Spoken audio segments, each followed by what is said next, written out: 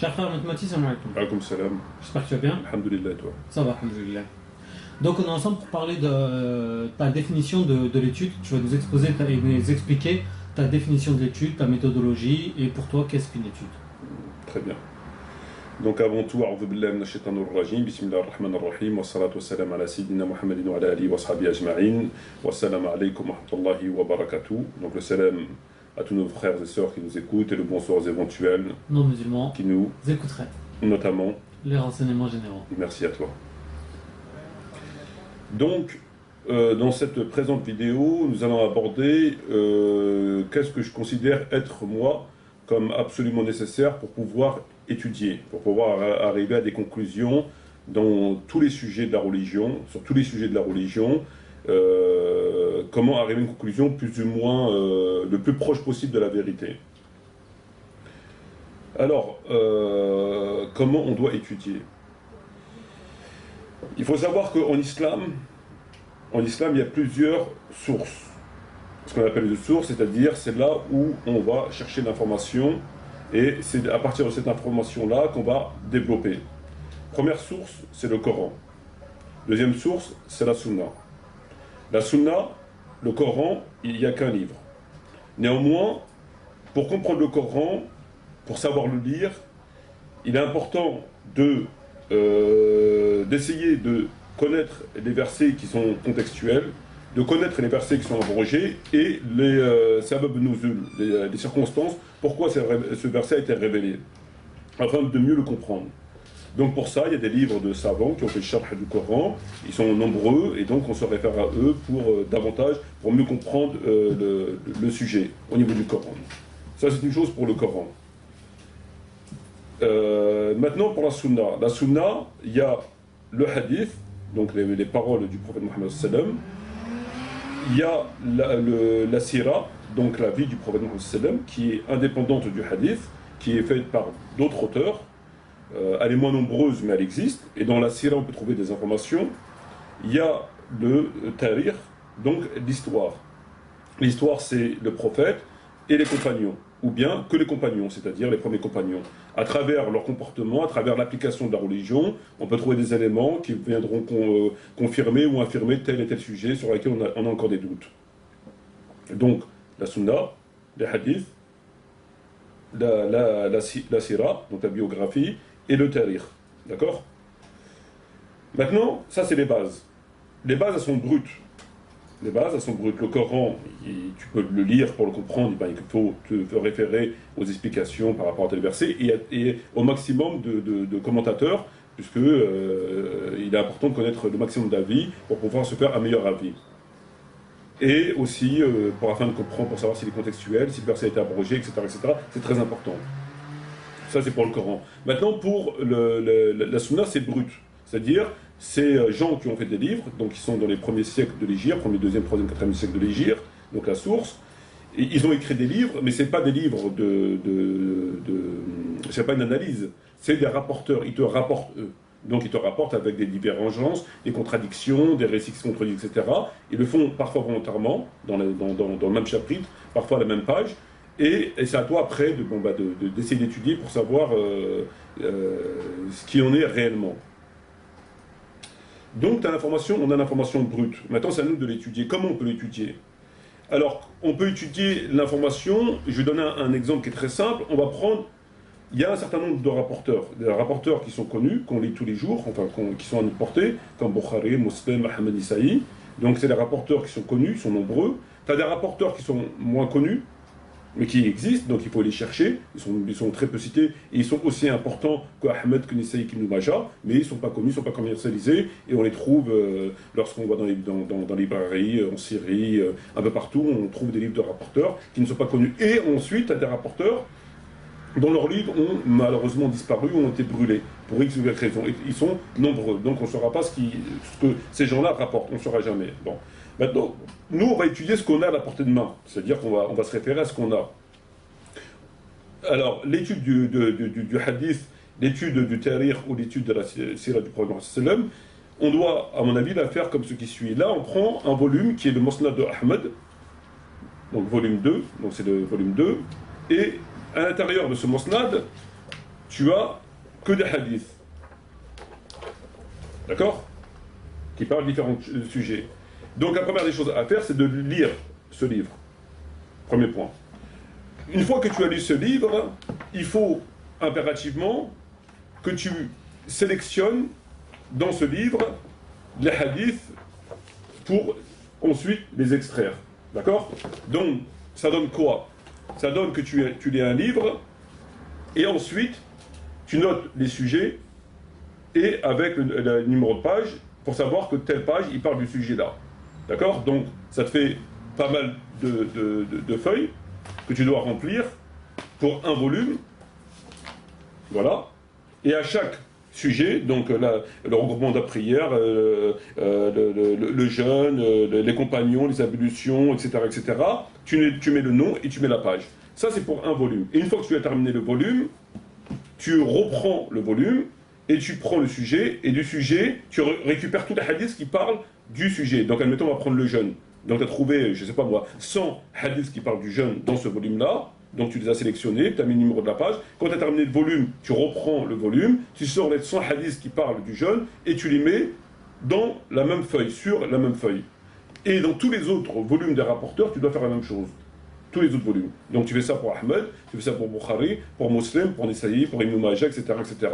Et une fois que tu as fait tous les rapporteurs comme ce que je viens de dire, eh ben, tu commences à analyser des hadiths sur le sujet. Et à partir du moment où tu les as tous, donc tous ceux qui existent, tu commences à les analyser et là, ça va ressortir impérativement, obligatoirement, des contradictions, des hadiths qui sont variés, etc., etc. Et donc, tu vas arriver à une conclusion par rapport à tous les hadiths que tu veux analyser. Et il faut savoir que ta conclusion, elle sera encore, malheureusement, incomplète. Et tu sais pourquoi? Parce qu'il y a une partie qu'on n'a plus. Voilà. C'est-à-dire que toi, malgré ce que tu as fait Ahmed, Bukhari, Nisaï, Tirmizi, Tabarani, etc., etc. Donc tu as fait tout ce travail-là, les lire, les extraire, etc., etc. Et donc tu es arrivé, tu les poses, tu commences à les étudier, les éplucher, etc. pour voir ce qui en ressort. Tu arrives à une conclusion. Il y a une conclusion qui va ressortir obligatoirement. À partir de cette conclusion-là, elle sera correcte. En tout cas, par rapport au livre qu'on a. Malheureusement, cette conclusion, elle sera toujours en suspens par rapport aux rapporteurs dont on n'a plus les ouvrages. Pourquoi? Parce qu'il se peut que les rapporteurs qui ont disparu, dont on n'a pas les ouvrages, ont rapporté aussi des récits sur ces différents sujets, puisque tout le monde rapporte, s'ils ont tous des récits, s'il y a des récits divergents, contradictoires, etc., les sujets c'est les mêmes.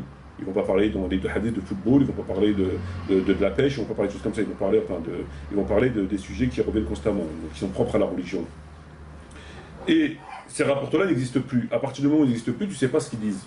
Tu ne sais pas ce qu'ils ont rapporté, donc ton étude, malheureusement, elle restera quand même en suspens par le fait que peut-être qu'en ayant lu ces livres, tu aurais peut-être eu une conclusion autre que celle que tu as eue en lisant tous les rapporteurs que tu as pu trouver, etc. Donc il est impératif lors d'étudier de faire ça. Si tu ne fais pas ça, tu ne peux pas étudier. C'est impossible. Si tu veux te rapprocher le plus près de la vérité, tu es obligé de faire de cette façon-là. Si tu ne le fais pas, tu ne peux pas. C'est impossible. D'accord. Alors, il y a une première question qui me vient à l'idée, à l'esprit plutôt, c'est que, étant donné ce que tu viens de me dire, plusieurs fois tu as fait des vidéos où tu te prononces sur certains sujets. Est-ce que tu as appliqué ça? Bien sûr.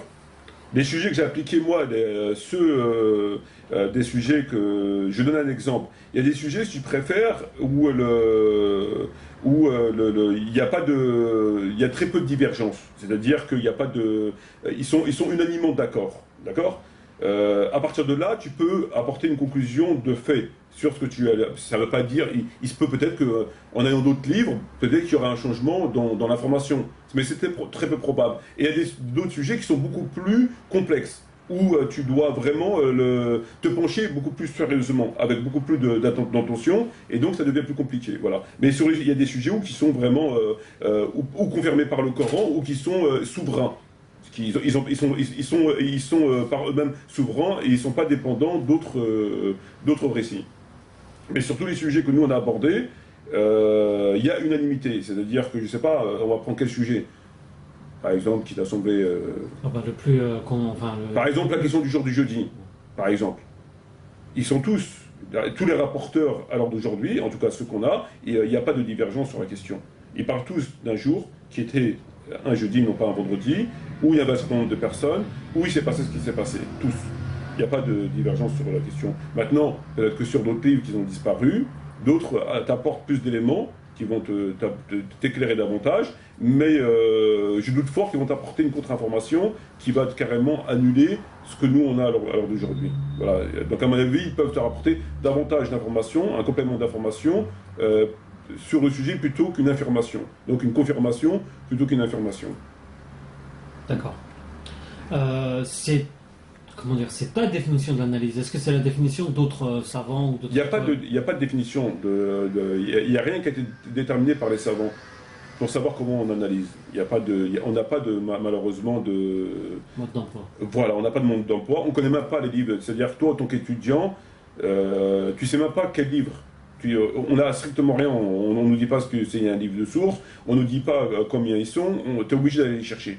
Donc il y a rien. On est laissé pour compte. Donc il n'y a absolument rien. Mais quand tu réfléchis de façon tout à fait mathématique et tout à fait intelligente, cette étude te permet justement de regrouper tous les sujets sur la matière, donc de les regrouper, et non pas que de les lire comme ça rapidement, donc de les regrouper, d'élargir ton champ d'investigation sur le maximum de rapporteurs, et une fois que tu les as, ils sont sous tes yeux, et là tu les as vraiment, tu vois bien les contradictions, tu vois bien ce qui peut ressortir, ce qui est important, etc.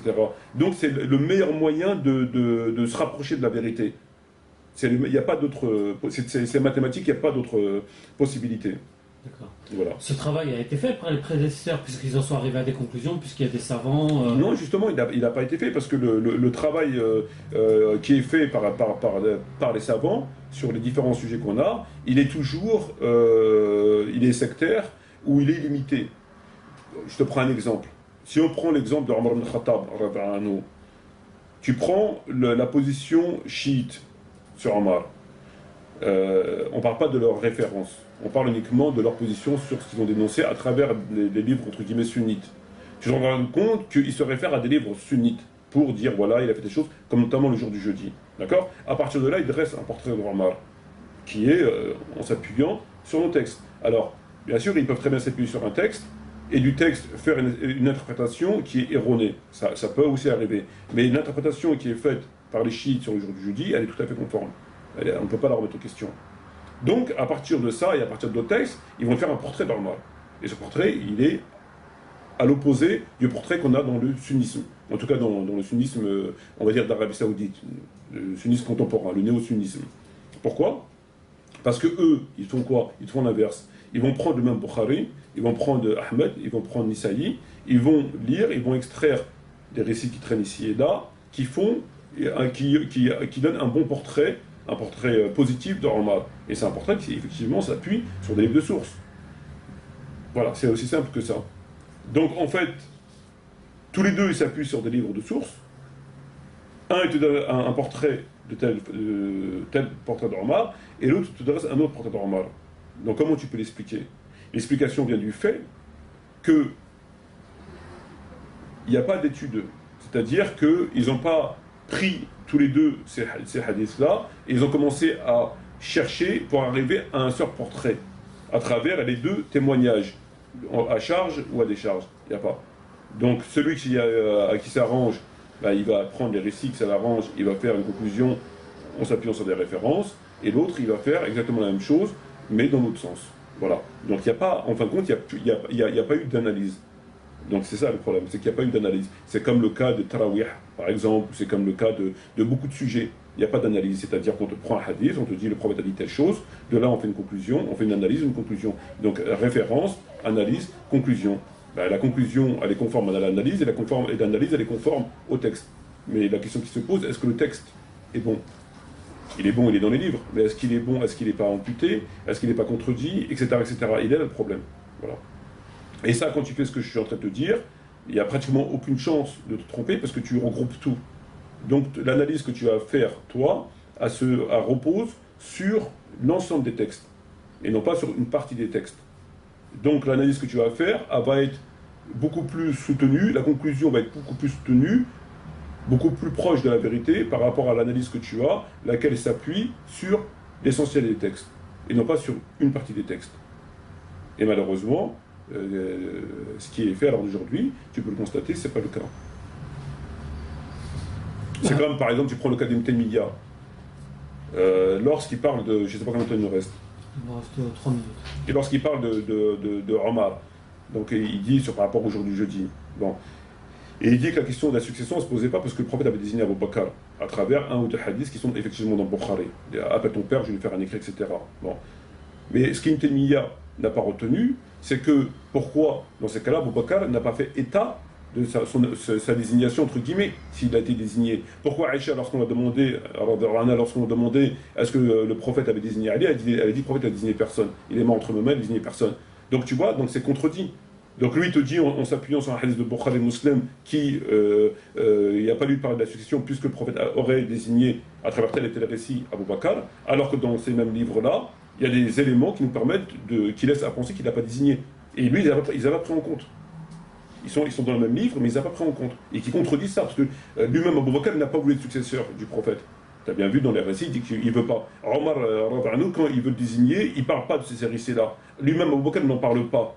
Aïcha, quand on lui a posé la question, elle n'en a pas parlé. Comment ça se fait? Mais Ibn Taymiyyah, lui, il en parle, il le cite. Donc Ibn Taymiyyah, il le sait, mais Abu Bakr, le principal concerné, il ne le sait pas. Omar, il ne le sait pas. Aïcha, elle ne le sait pas. Pourtant, c'est des récits qui sont dans les textes, mais ils n'ont pas été pris en compte. Mais quand tu les prends tous les deux en compte, ben, c'est plus la même chose. Tu prends ces récits d'un côté et d'autres récits des autres, tu les étudies, tu n'arrives plus à la même conclusion. Voilà. Ok. Bah, je te remercie de nous avoir fait partager le résultat de tes études et ta définition et ta méthodologie. Merci, il nous reste combien de temps? Il nous reste 2 minutes. 2 minutes, voilà. Donc j'en profite pour demander au frère Mohamed de me contacter, parce que j'ai pas eu son numéro de téléphone. Donc si il écoute la vidéo, s'il peut m'appeler, ce serait gentil. D'accord, ok. Merci. Pas d'autres... Non, pas Tu d'autres. recherches pas une voiture Non, ou... mais j'ai des comptes à régler là-bas. Bon, merci beaucoup et à bientôt, Inch'Allah. Salam alaikum. Salam alaikum.